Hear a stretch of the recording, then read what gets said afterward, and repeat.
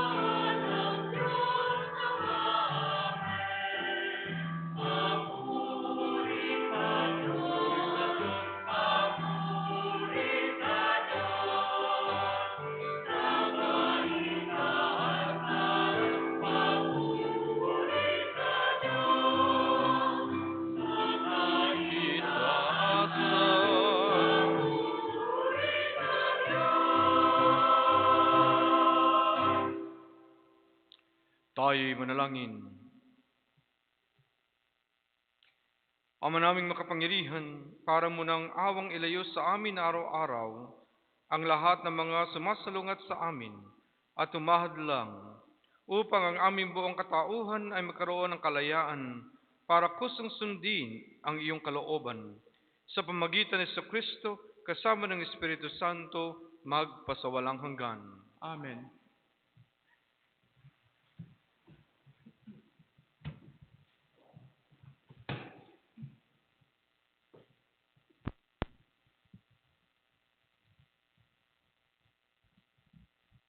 Pagbasa mula sa unang aklat ng mga hari.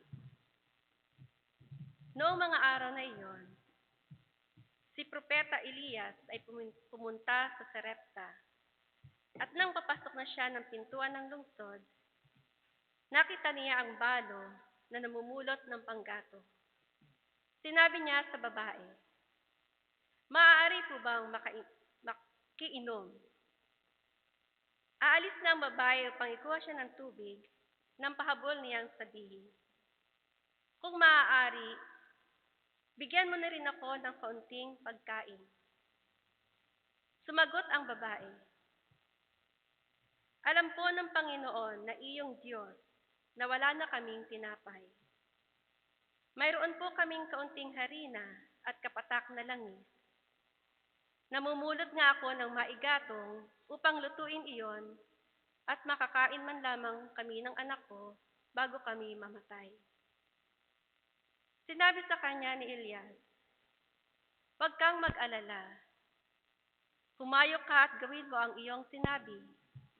Ngunit ipagluto mo muna ako ng isang munting tinapay. At pagkatapos magluto ka ng para sa inyo. Sapagkat ganito ang sabi ng Panginoon, Diyos ng Israel. Hindi ninyo mauubos ang harina sa lalagyan, at hindi rin matutuyo yaong langis sa tapayan, hanggang hindi sumasapit ang talagang takdang araw ng ulay marapating papatakin ng may kapal." Ginawa nga ng babae ang utos ni Elias at sila'y kumain. Si Elias at silang mag-ina. At hindi nga naubos ang harina sa lalagyan, at hindi natuyo ang langis sa sisidlan, tulad ng pangako sa pamamagitan ni Elias. Ang salita ng Diyos. Salamat sa Diyos.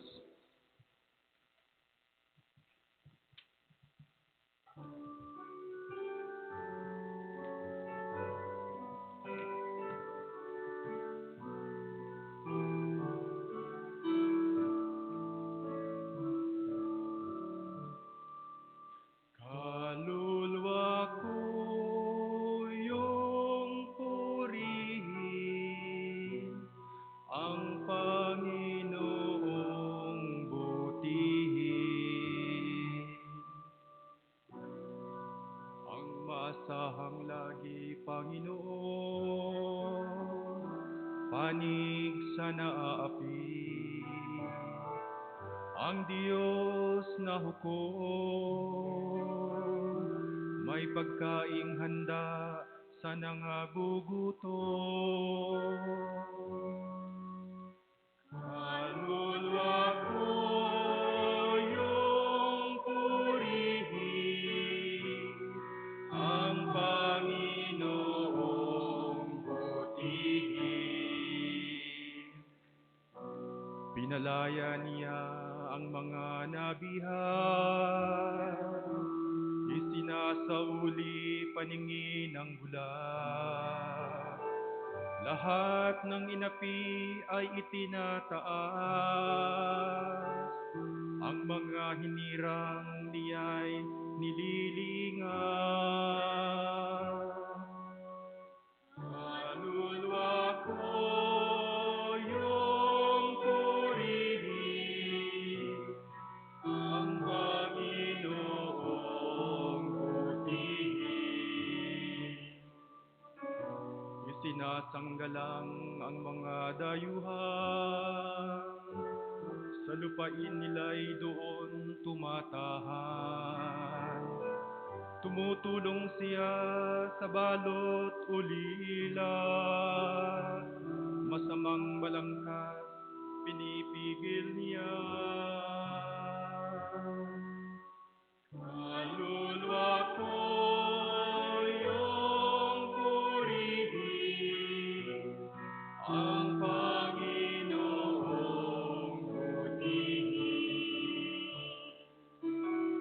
Walang hanggang hari ang Diyos na poon, nabubuhay lagi ang Diyos mo sayon.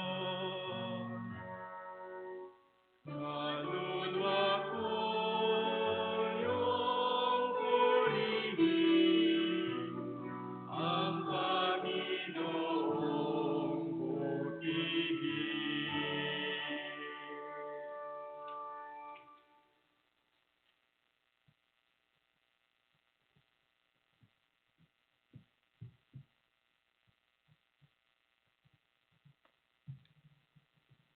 Pagbasa mula sa sulat sa mga Hebreyo.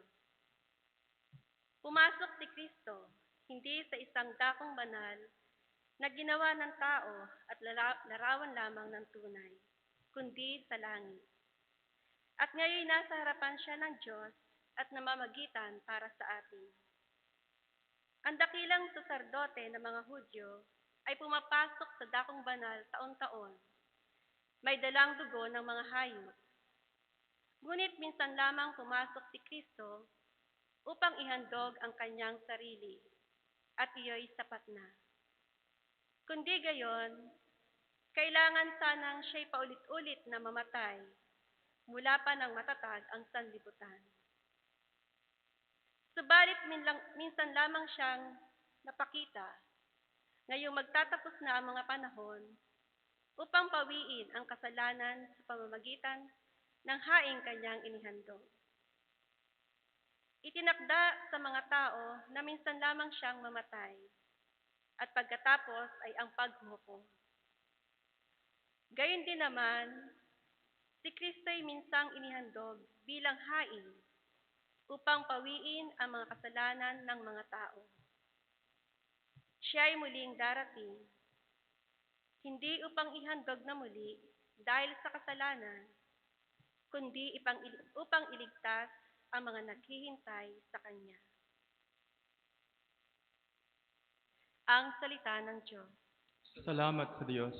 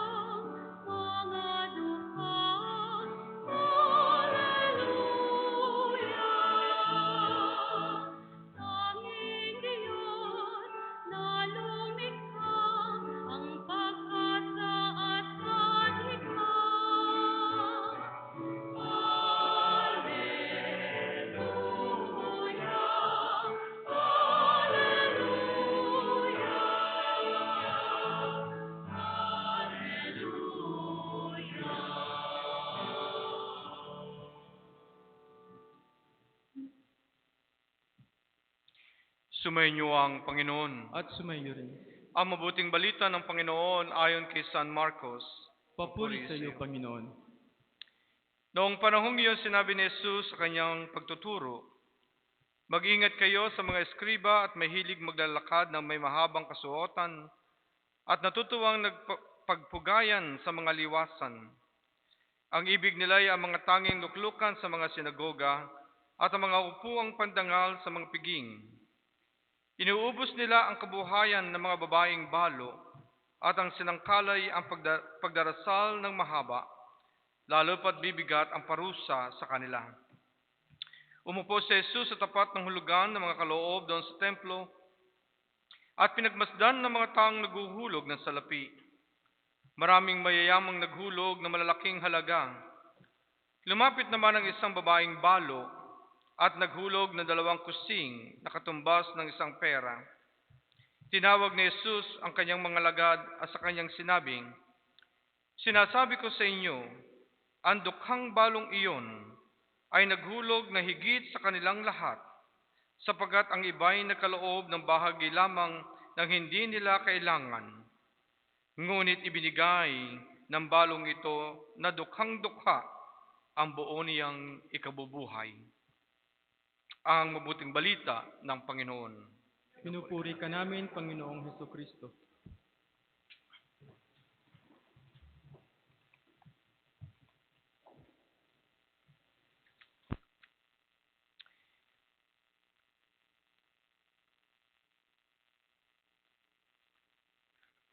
Family gatherings ay isa sa pinaka-importante sa ating mga Pilipino, bahagi na ng ating culture, na kung papaanong kapag kami nagse-celebrate po sa atin, we invite many people, don't we?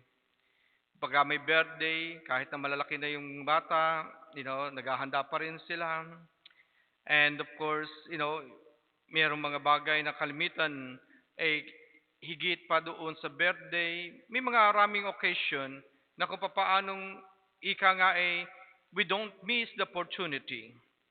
Nagbibigay tayo ng mga regalo, lalo na pagka Pasko, birthdays, Mother's Day, Father's Day, as well as many other occasions. And this offers us opportunities na pinakikita natin na kung paanong kamahal natin ang taong ito, na tayo ay do care at higit sa lahat, and then ang our gratitude sa mga taong ito. Itong ebanghelyo at sa reading po natin ngayon ay nakafocus doon sa value of self-giving, bukas palad, especially with regard to our relationship with God, and who is the author of everything we enjoy in this world.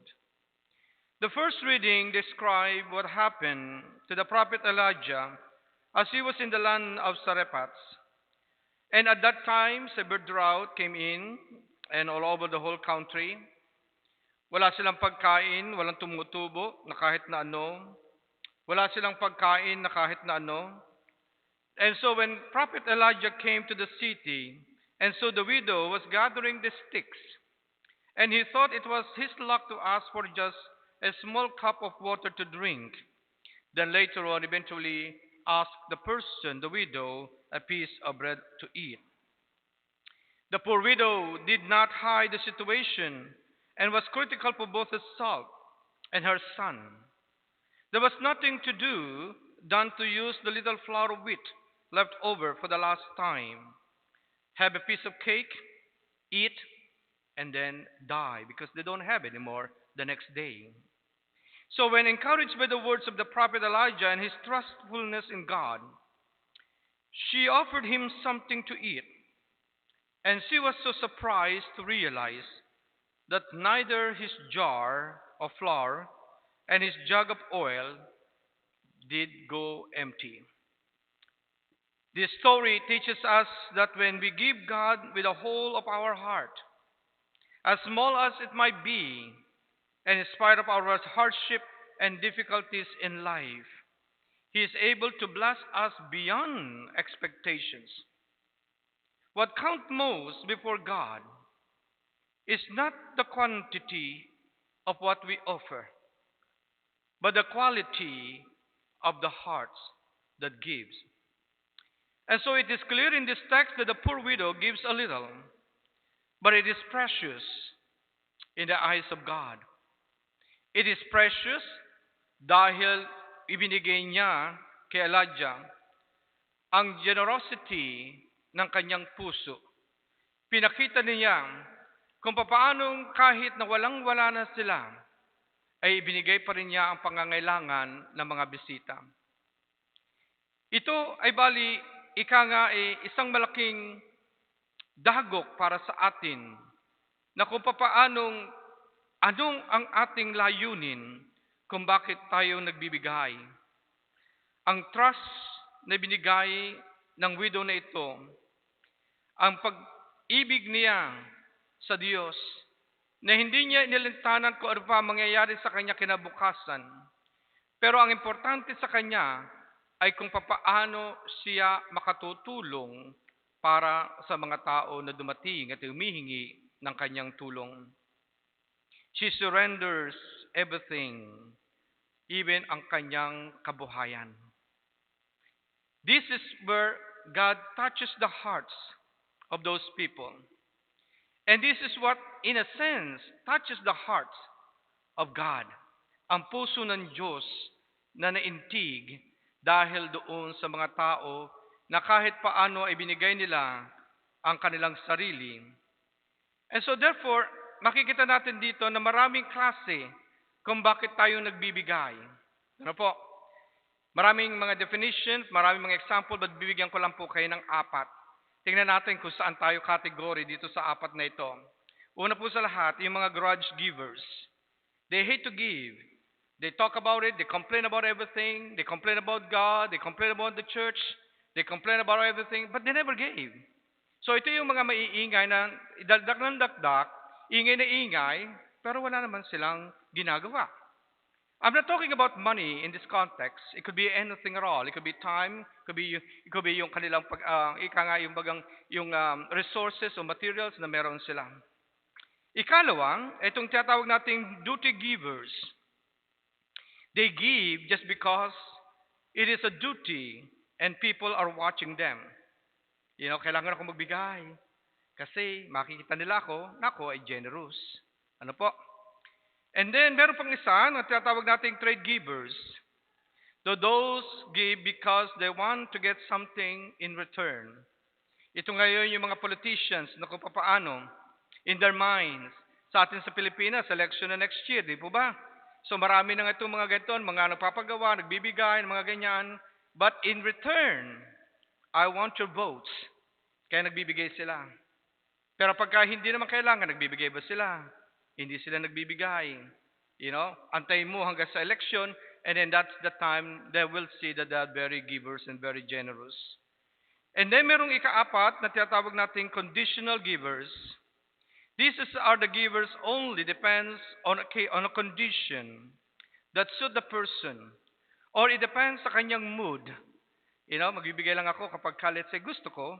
Pagka hindi ayaw ko, di ba? Pagka ganoon. And so these are all the different ones. But the other one, which is the gospel story, is about from the heart. The cheerful givers. Ito yung masasayang mga tao na nagbibigay na no matter what. Wala silang pakialam kung ano yung binibigay, basta I'm generous, I give. And that is what the gospel speaks to us about today. And all this helps us to understand this take in today's gospel as Jesus praises the widow, who has given only 2 small coins in the treasury of the temple. And so for Jesus, she has been given more than all the contributors to the treasury. Jesus does not say that the offerings or the gifts of the other contributors were not significant at all. No, not at all. The problem is all that the heart that gives. And so kapag nagbibigay po tayo, at ito ay nagsisimula sa ating puso, and then tayo ngayon ay pagpapalain ng Diyos, in which we heard in our story, in our first reading today. That is why the gospel makes a contrast between the scribes, who are full of themselves, and that take advantage of the situation, and the poor widow who is humble and counts only on God. This contrast between the scribes and the widow leads to some warnings that today's gospel invites each one of us to take seriously. So the first warning is about the desire to be important or famous.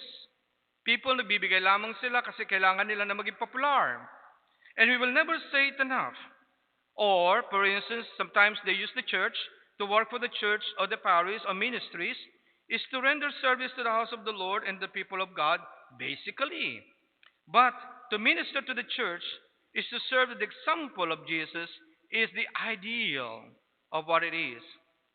But and on the other hand, ibang mga tao ay iba ang purpose. Serving in the church and serving Christ, it is not privilege, even if it confers responsibility. When we forget this truth, we end up by lording others like the scribes and the Pharisees. A second warning is about the desires of deference. It is true that each one of us would like to be treated with respect. However, if in the exercise of our ministry inside the church, we push too much on this button, we will be more concerned about how people have to treat us and eventually will lose the essence of our work as it is. First of all, a service of the example of Christ, we will be more concerned about our authority and the respect it requires. It will be difficult to treat others as brothers and sisters. The last warning is about the traffic of religion. This is a permanent temptation for all the times. It was happened before and it's happened today. There is always a danger of using religion for personal gains and self-advancement. We should be aware of the true difference between doing ministry, and being politicians. But sometimes two of them might be in the same work and the same, aspects and the same goal. But the other one is doing for Christ. The other one is just political situations are on. And because of the contrast between the other contributors and the widow, it is legitimate to ask a question. Why did Jesus praise her offering in the treasury? For Jesus, the tiny contribution of the widow was greater than all others, while the others had given when they could spare only enough and still have plenty left. She has given everything that she had. And so this leads us then to the true meaning of our giving and the gifts before God. True giving must be sacrificial. What does that mean?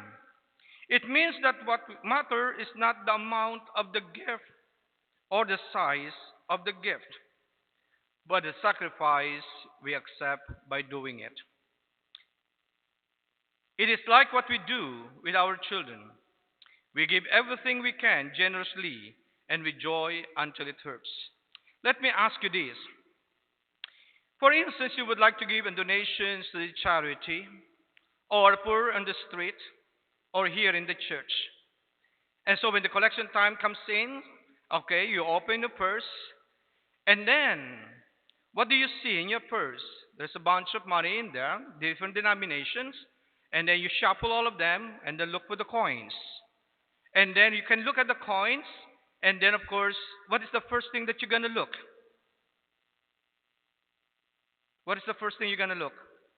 You're going to look where the smallest is. And then if you don't have coins, you don't have the smaller ones, then what do we say? I don't have money. Sa mga lalaki kalimitan o sabihin sa mga babae na mayroong ika nga ay bulsa, so ano ginagawa? They're gonna go to their pockets and go deeper and deeper and deeper and deeper until they can find the smaller one. Am I right for that one? Now, there's nothing wrong with it. But the idea behind of giving is not so much about what the gospel talks about. It's about the quality and the quantity that we are looking for. Do you know that in the Philippines, meron tayong mga bells, di ba? Alam niyo po ba na may mga meanings yun? Yung mga bells sa atin? Di ba, lalaki dito, hindi bawal ngayon magpatunog ng bells huhulihin ka no? Itatawag ka kagad sa pulis. Pero sa Pilipinas, may mga meaning po yung mga bells doon. Yung pong bells na isa, yung maliit, pagka may patay pong bata, tutugtog yun. Clang, clang, clang, clang, clang. Ibig sabihin, merong patay na bata. And then meron pang isang malaki-laki doon, itutugtog yung glang, glang, glang, glang, glang. Ibig sabihin, merong patay na matanda. Di po ba? Ngayon, meron isang malaki na nasa gitna. Iyon po ang tinutugtog kapag misa at pagka-orasyon. Kaya po doon sa atin, kapag tinugtog na yon, 6 times or 12 times, ibig sabihin, it's time for the orasyon. Kaya may mga meaning po yan. Ngayon, pagka pinagtugtog lahat yon, lahat ng mga kampana, ibig sabihin, get away. May sunog. Di ba? May mga sunog na. Marami na, lahat na Ibig sabihin, warning na yan. Watch, na may sunog na yan. Sa simbahan po, meron din pong meaning. Kapag meron dito yung sacristan dito, tutugtugin yan, pakitugtog mo nga. Yan, di ba? So meron pong meaning yan. Katulad po na pagka ang ibig ko sabihin yan, sa Pilipinas, pag tinugtog yan, during ang offertory, edi maglalagay kayo ng donation po ninyo, no? E tutugtog yun. Ano tugtog ulit? Pakiano mo nga? Di ba? So tutugtog yan. Eh sasagot yung pinakamalaki. Dang! Dang! May ibig sabihin po niyan. Pag naglagay po kayo ng pera, tutugtog yan. Ibig sabihin, kakatiting! Kakatiting! Eh tutunog yun. Dang! Dang! Dagdagan! Dagdagan! Di ba? Siguro mamaya patugtugin natin yung habang nangongonekta, no? Wala tayong malaki doon kaya hindi po pwedeng dagdagan yan Kakatitig na lang. So therefore, my dear friends, true giving has a certainty in it. The woman will have given one coin and kept another, probably for tomorrow. And yet, she gives everything. The symbolic truth here is that we have to surrender completely to God. Wag po kayong mag-alala. Basta't maging generous lamang kayo sa kapwa-tao ninyo and God will do that. The one of the reasons I became a priest ay dahil sa generosity ng Diyos para sa akin. Mula na ako high school, lahat ng aking mga pinag-aralan ng mga materials things, kahit po yung matrikula, kahit yung mga libro, kahit anong kailangan, ay libre po. Ini-provided by God to that particular person. Meron pong isang tao doon, ang pangalan ni Sister Cajano. And then, yun po ay bali, yung madre po na yun, siya po nagbibigay sa akin ng mga gamit at ako ay libre doon sa Liceo de San Pedro. So, buong po yun, no? Buong high school po yun. And then, dahil po nung high school niya, after that, pumasok po ako sa seminaryo, and then I went to Rome, and then even coming here to become a priest, my mom and even myself did not even pay a single cent for that. And so I was so very grateful for that. And then because of the God's providence na hindi ako pinababayaan, and then what I give is myself, for the service of all.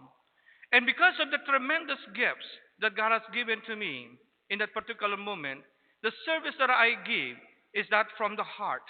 And that is what a good example I think that we can learn from our readings today. It's because of the complete trust that we have, that no matter what it is, the difficult times in our life, God is not going to abandon us. It's just a matter in how we open ourselves. We very often do not give some part of our lives or our activities and ourselves to God. And so when we do so, we certainly miss God's blessing. Kaya marami tayong hindi natin natatanggap ang mga blessing natin kasi the way that we give is a different that mentions at the beginning or all. Has to be a cheerful giver. Magbibigay ka until it hurts. True giving is about our very self. Kaya nga presence. Kaya nga hindi po pwede na, kaya nga pag nandito tayo, ang presence ninyo ay hindi tugma sa presence na binibigay sa atin ni Kristo. Every Mass is coming to the presence of God on that way. And so therefore, true giving is our very self. It is strange that Jesus praises a woman who has given a gift so little value in monetary terms. But the point is to tell us that we may feel that we do not have much in terms of materials or personal gifts to give to Jesus. Remember that when we put at His disposal what we have and what we are, He can make it a great gift for the glory of His Father. And so Jesus Himself gives us a strong example of self-giving to the point of dying on the cross for our salvation. And that is why the letter to the Hebrews salutes Him as our high priest who has entered the sanctuary of God with His own blood for our salvation. He takes away our sins and He will come again to bring salvation to us who eagerly await Him. We ask Him to help us to be generous with our love, with our forgiveness, with our time, our patience, and our resources. We ask Him to help us give everything we can for the glory of His name. But you can only do this if you see how big your heart is. Diba? And then God will seize your heart and God will give more blessings upon you. Yung mga kuripot, bahala kayo sa buhay niyo.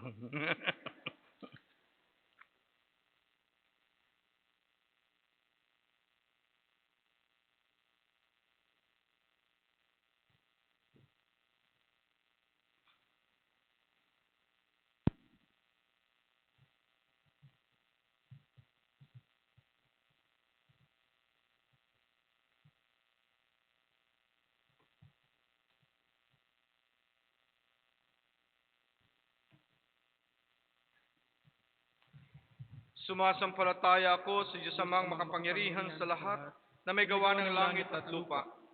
Sumasampalataya ako kay Kristong isang anak ng Diyos, Panginoon natin lahat, nagkatawang tao siya lalang ni Espiritu Santo, pinanganak sa Santa Mariang Birhen, pinagpakasakit ni Poncio Pilato, pinako sa krus, namatay, nilibing, nanawag sa kinroonan ng mga yumaw, na may 3 araw na buhay na maguli, umakyat sa langit, naluklok sa kanan ng Diyos amang makapangyarihan sa lahat.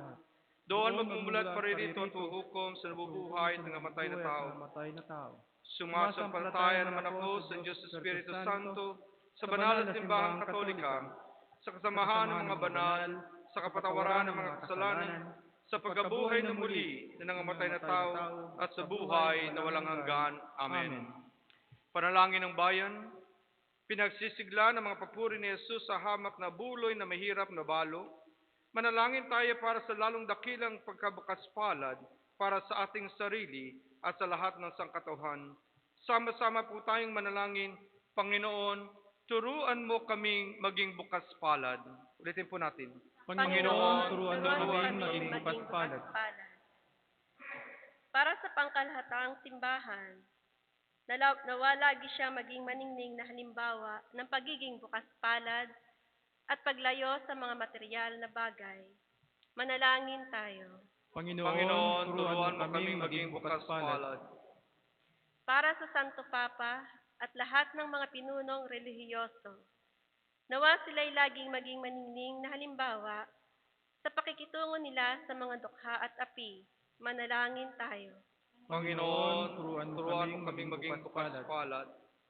Para sa ating mga pinunong pambayan, nawa ituring nila ang kapangyarihan bilang isang pagkakataong makapaglingkod sa pamayanan sa halip na isang bukal ng karangalan at pakinabang para sa kanilang sarili. Manalangin tayo. Panginoon, turuan mo kaming maging bukas palad. Para sa mahihirap sa ating bayan, magkamit nawa sila ng matibay na tulong ng pamayanan habang sila namay nakikiisa rin sa lalong nangangailangan sa kanila. Manalangin tayo. Panginoon, turuan mo kaming maging bukas palad. Para sa lahat ng biktima ng mga natural na pamaminsala at mga walang tahanan, nawa agad silang matulungan sa kanilang kasalukuyang pangangailangan at matulungan sila ng kanilang marangal na pagbabagong buhay. Manalangin tayo. Panginoon, turuan mo kaming maging bukas palad. Para sa ating lahat, nawa tayo magbigay ng ating panahon, talento at yaman ng taos-puso para sa kapakanan ng simbahan at ng mga taong nangangailangan. Manalangin tayo. Panginoon, turuan mo kaming maging bukas palad. Tahimik nating ipanalangin ang ating mga pansariling kahilingan. Manalangin tayo. Panginoon, turuan mo kaming maging bukas palad. Panginoong Yesus, gawin mong dalisay ang aming hangarin at palawakin ang aming malasakit upang tuwinan naming tularan ang iyong pagkabukas palad na nagandog ng iyong sarili para sa aming lahat at ngayon nabubuhay at nagahari magpakailanman. Amen.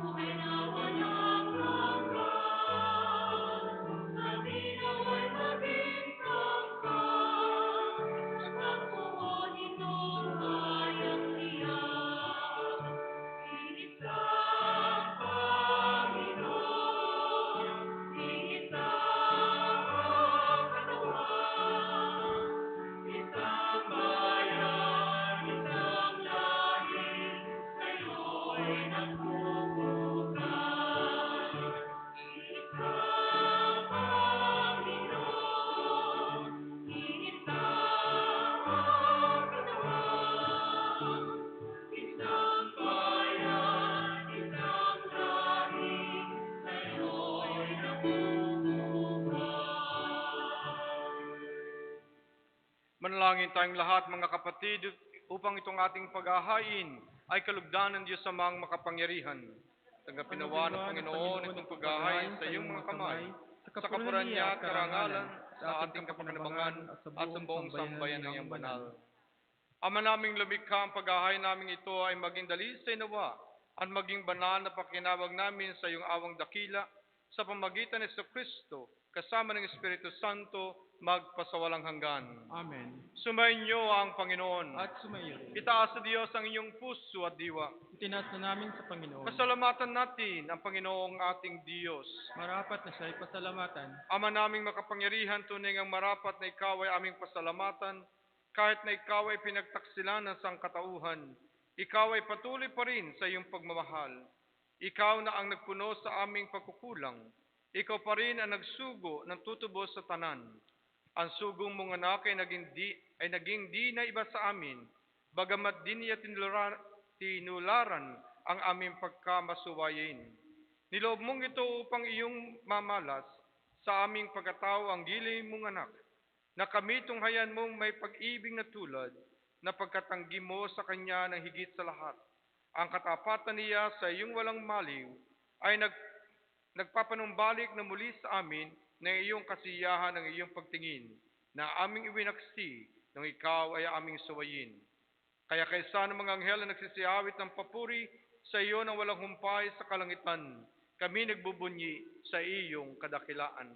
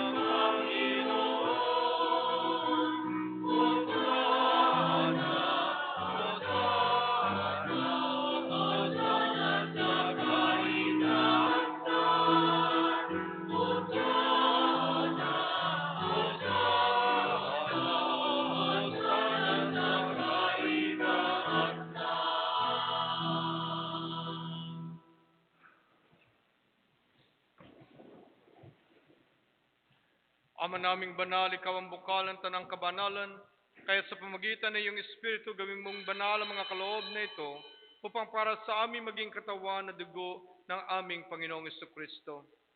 Bago niya pinagtiis ang kusang loob na maging handog, hinawakan niya ang tinapay, pinasalamatan kaniya, pinaghati-hati niyon, inabot sa kanyang mga lagad at sinabi, tanggapin ninyong lahat ito at kanin.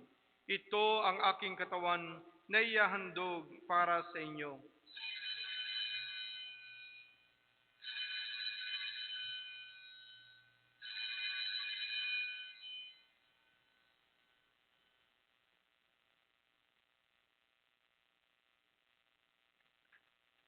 Gayon din naman ang matapos ang hapunan, hinawakan niya ang kalis. Muli kaniyang pinasalamatan, inabot niya ang kalis sa kanyang mga lagad at sinabi, tanggapin ninyong lahat ito at inumin. Ito ang kalis ng aking dugo ng bago at walang hanggang tipan. Ang aking dugo na ibubuhos para sa inyo at para sa lahat.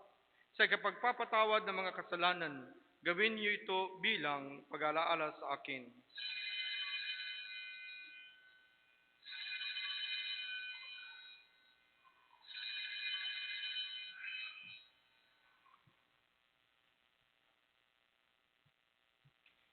Ipagbunyi natin ang misteryo ng pananampalataya.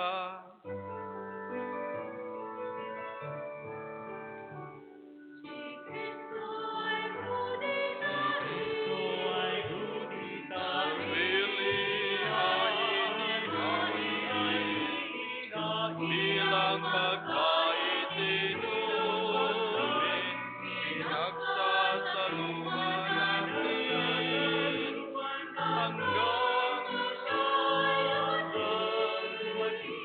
hanggang sa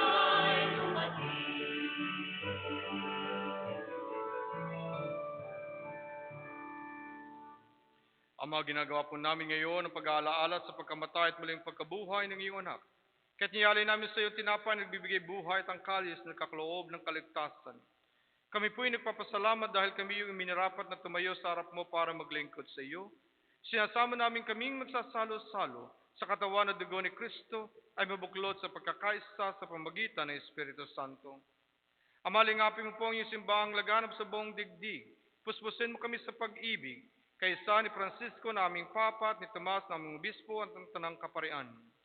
Alalahanin mo rin ang mga kapatid naming nahimlay, lalo-lalo na ang mga pangalan ay nakalista sa buhay na walang hanggan, na may pag-asang sila'y muling mabubuhay. Gayon din ang lahat ng mga pumanaw, kawan mo sila at patuloyin sa iyong kaliwanagan. Kawan mo at pagindapating kaming lahat na makasalo sa iyong buhay na walang wakas. Kaysa ng mahal na Biring Maria, ina ng Diyos, kaysa ng mga apostol na lahat ng mga banal na namuhay dito sa digdig ng kalugod-lugod sa iyo, may pagdiwang namin ang pagpupuri sa kararangal mo sa pamagitan ng iyong anak na aming Panginoong Jesucristo. Sa pamamagitan ni Kristo, kasama niya at sa Kanya, ang lahat ng parangal at papuri sa iyo, Diyos amang makapangyarihan, kasama ng Espiritu Santo, magpasawalang hanggan.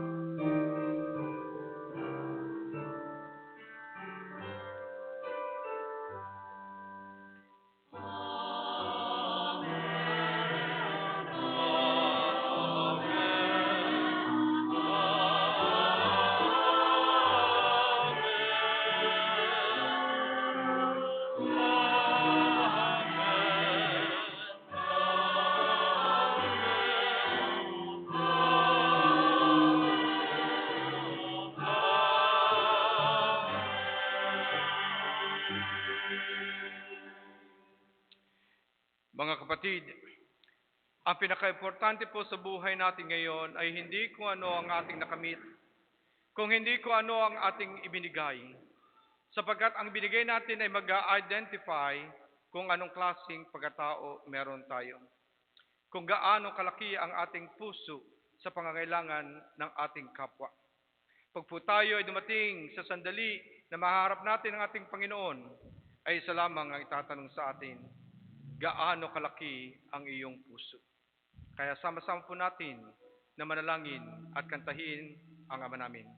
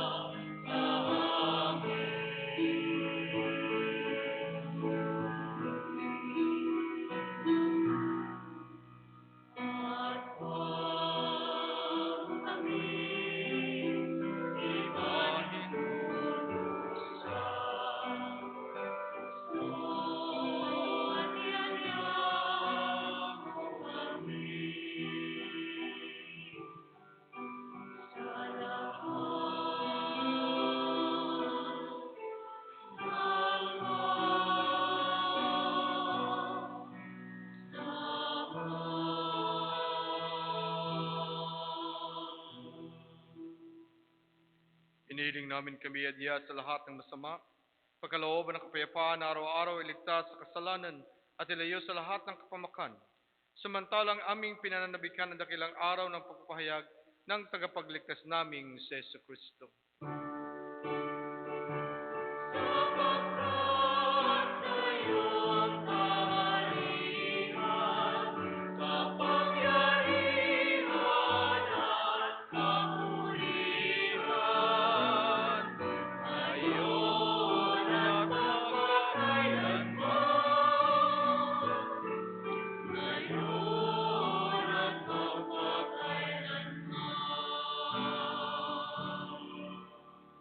Panginoong Kristo, sinabi mo po sa iyong mga apostol, kapayapaan ang iniiwan ko sa inyo, tunghayan mo ang aming pananampalataya at huwag ang aming mga pagkakasala. Pagkalooban mo kami ng kapayapaan at pagkakaisa ayon sa iyong kalooban, kasama ng Espiritu Santo, magpasawalang hanggan. Amen. Ang kapayapaan ng ating Panginoon ay laging sumainyo. At sumayo rin. Magbigayan po tayo ng kapayapaan sa bawat isa.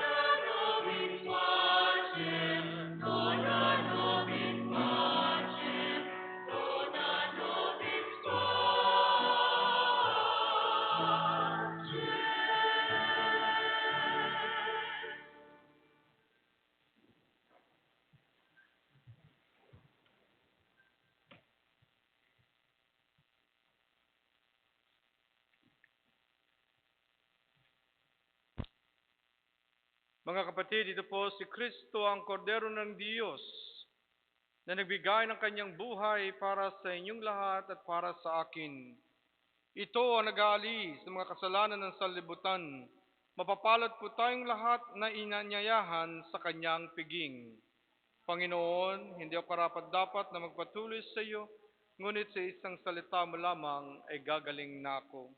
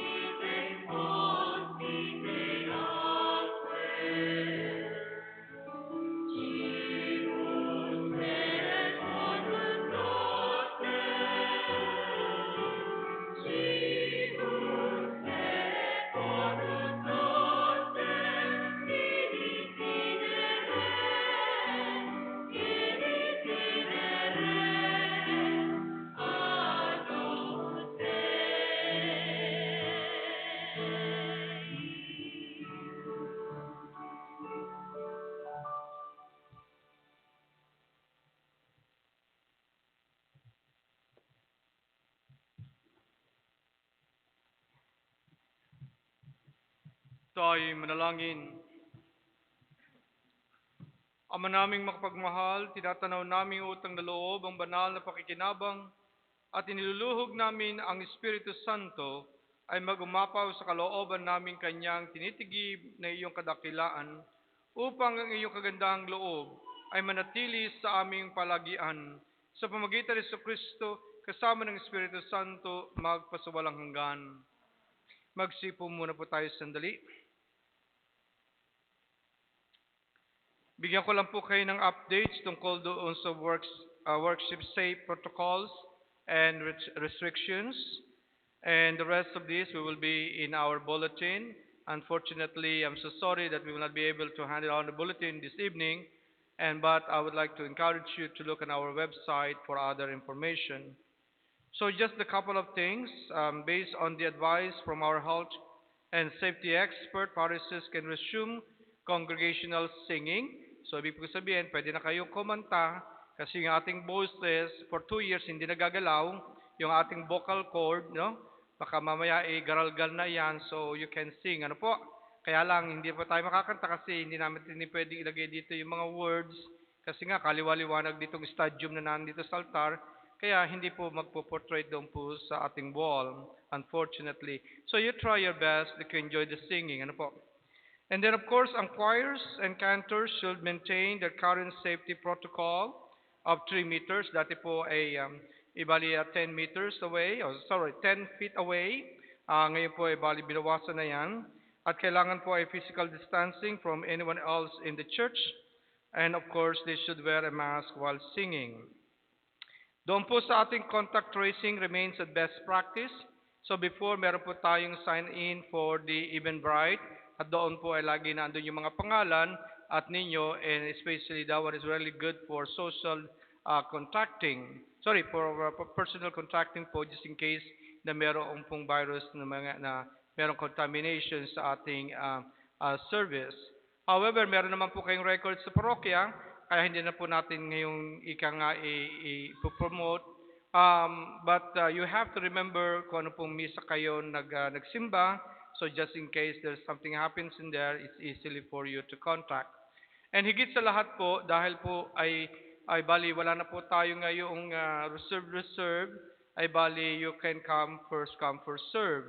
I would like to ask you a big favor to please follow the instructions of the ushers.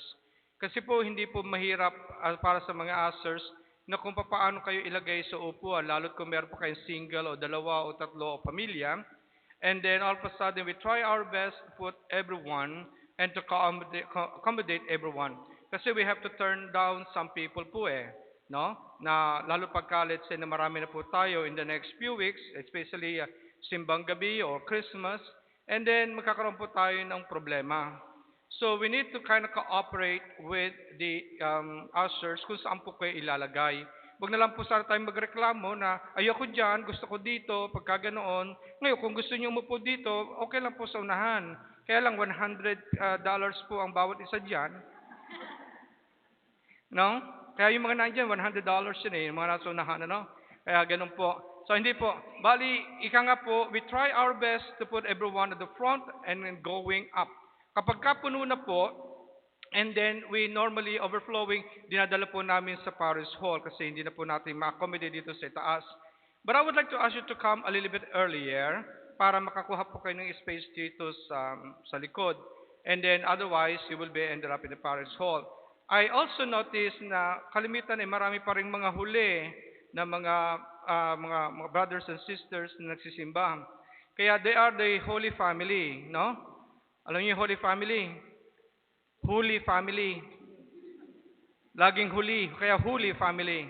Pagka ganoon. So, kaya you have to come on time. Ano po? Para kayo makaupo dito po sa simbahan. So, maraming salamat po. And then the rest of this restriction and protocols, yung update po, is gonna be in the bulletin for the next week po. Salamat po ng marami.